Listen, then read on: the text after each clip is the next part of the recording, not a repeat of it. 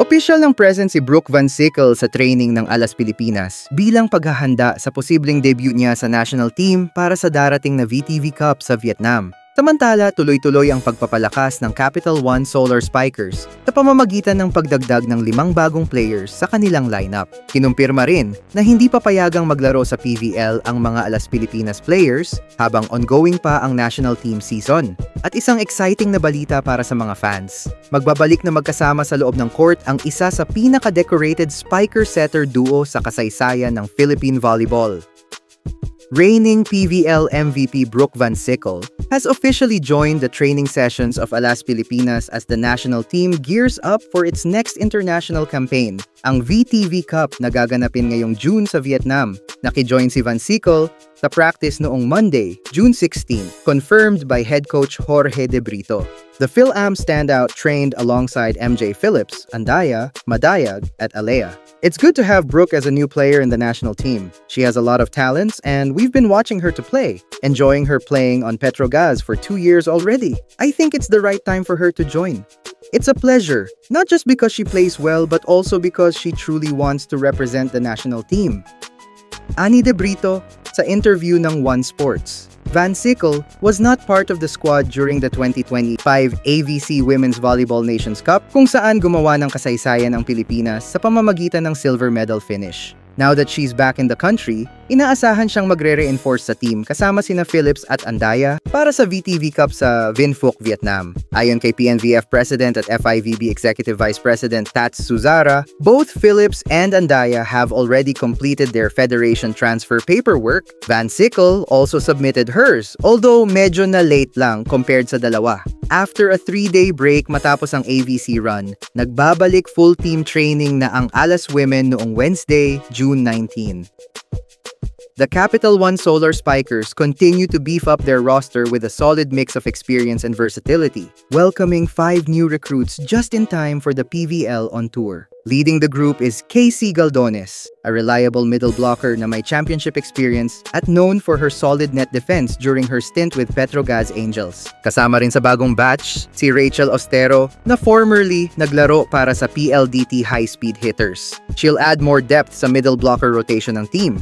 Making her return to the PVL is veteran spiker Jerilee Malabanan, na huling naglaro for Signal noong 2023. Malabanan brings leadership and two-way play, and she's expected to play a big role para sa Capital One as they continue to build a competitive team.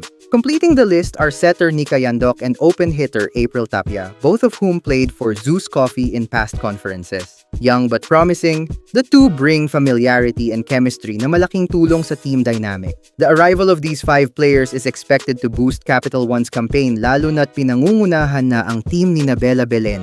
Una nilang makakaharap ang Creamline Cool Smashers at Signal HD Spikers sa opening leg ng PVL on Tour na gaganapin sa June 22 at 23 sa Vigan City, Ilocos Sur. All women's national team players aren't allowed to play during national team season, said Alas head coach Jorge Souza De Brito in an interview. Ayon sa FIVB calendar at kinumpirma rin ni De Brito, ang national team period ay tatakbo mula May 15 hanggang October 15. Ibig sabihin, delayed muna ang pagbabalik ni Gia de Guzman sa Creamline at ang much-anticipated debut ni top draft pick Bella Belen para sa Capital One. Wala munang PVL action para sa kanila at sa iba pang Alas Pilipinas players for the next 4 months kasama sa period ng PVL on Tour na may multiple stops nationwide from June 22 to August 16.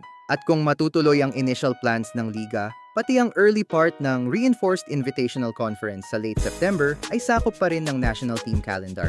Ang club season, kung kailan pwede nang bumalik sa kani-kanilang pro teams ang mga national team players, ay magsisimula sa October 16 hanggang May 14. Pero pagdating ng panahon na yon, may bagong challenge na naman para sa Alas Pilipinas. Ang 33rd Southeast Asian Games sa Thailand ngayong December ay included sa club season. Ibig sabihin, optional na para sa pro at college teams kung pahihiramin ba nila ang kanilang players sa national team. Hindi kasi FIVB or AVC sanctioned event ang SEA Games.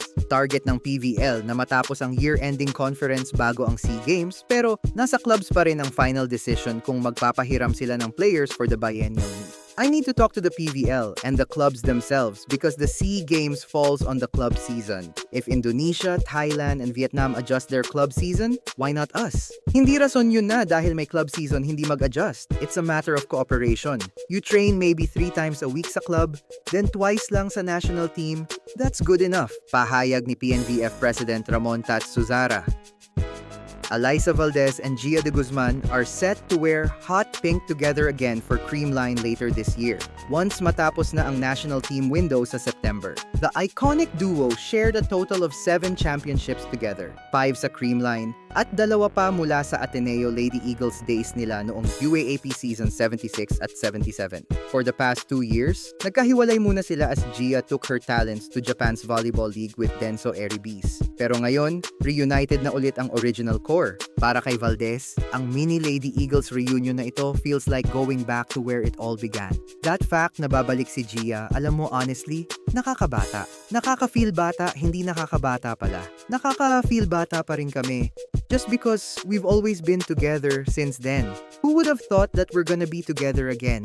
After how many years, diba? Reminiscing all those good and bad memories together. It's been tough. Ani Valdez, habang tumatawa. But beyond nostalgia, ang pagbalik ni De Guzman sa Creamline will be nothing short of inspirational for the team's future. I think we always get to answer the reason why we're playing this sport. It's because of the team, the players we're with, and more reason to really actually play better and well in the next coming season. The 8-time PVL best setter, now at the heart of Creamline's golden PVL era. Ngayon, Gia returns with national team captaincy experience and 2 seasons sa Japan under her belt, habang si Alyssa naman slowly regaining her vintage form. Kaya naman kampante si Valdez na safe at matatag ang Creamline leadership once Gia puts on that pink jersey again. Even before Gia came to Japan, we all know Gia. Gia is Gia. With all the experiences she's getting on and off the court, I bet more than ever, she's gonna be one of the 8s already of the team. Hindi pala, she's gonna be one of the 8s in the team. I'm just really glad I've witnessed siguro all these ups. Wala atang down si Gia all these ups in her career. Really, we're all gonna be here. I'm always gonna be here supporting her. Kung ano man ang tahakin niya, hopefully, and will always be, I think Philippines and Creamline will always be her team, sabi ni Valdez. Sa dami ng kaganapan ngayon sa mundo ng Philippine women's volleyball, mula sa pagbabalik ng mga bigating pangalan sa Creamline, bagong recruits sa Capital One, hanggang sa commitment ng Alas Pilipinas sa national team calendar, isang bagay ang malinaw. Lahat sila ay nagbubuhos ng puso at skills para sa bayan at sa kanilang mga teams.